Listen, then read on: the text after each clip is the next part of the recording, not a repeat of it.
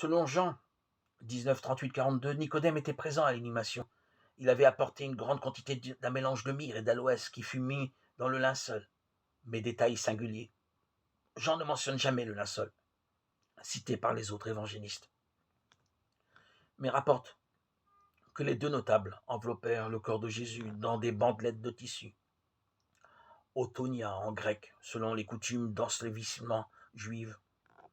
Or, c'est là une invraisemblance majeure.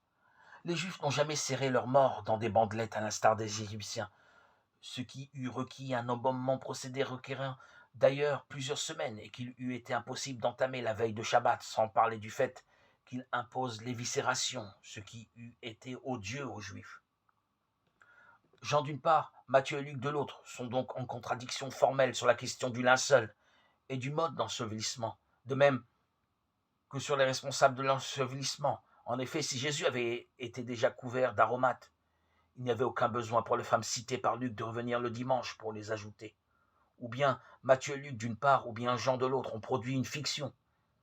Il semblerait en première analyse que ce soit Jean qui soit dans l'erreur.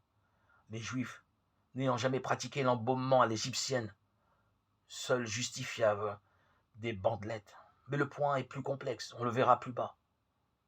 Dans d'autres audios, le texte de Jean apparaîtrait alors comme une reconstitution réalisée par quelqu'un qui ignorait les coutumes juives. La suite des textes invite néanmoins à d'autres déductions.